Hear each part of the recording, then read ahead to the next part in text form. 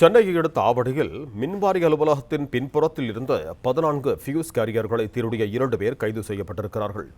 அவர்கள் ஃபியூஸ் கேரியர்களை திருடிய போது கண்காணிப்பு கேமராக்களில் பதிவான காட்சிகள் வெளியாகி உள்ளன. இதுகுறித்து கூடுதல் விவரங்களோடு இணைகிறார் எமது செய்தியாளர் மகேந்திரன். வணக்கம் மகேந்திரன், உங்களிடம் இருக்கும் தகவல்களை சொல்லுங்க.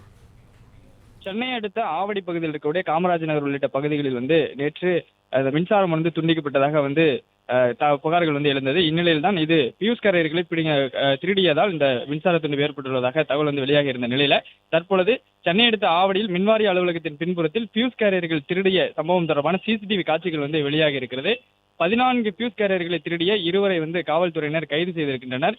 பியூஸ் கேரியர்களை திருடிய போது கண்காணிப்பு கேமராவில் இந்த காட்சிகள் பதிவானதன் அடிப்படையில் அதை வைத்து விசாரணை மேற்கொண்ட காவல்துறையினர் தற்பொழுது அவர்களை கைது செய்திருக்கின்றனர். அந்த சிசிடிவி காட்சிகள் தான் தற்பொழுது வெளியாகி இருக்கிறது.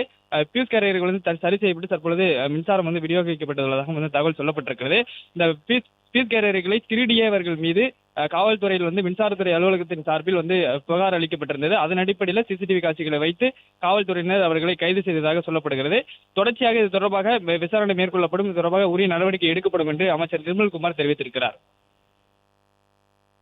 பிளே ஸ்டோர் மற்றும் ஆப் ஸ்டோரில் இருந்து பாலிமர் செயலியை QR கோடு மூலம் பதிவிறக்கம் செய்யுங்கள்.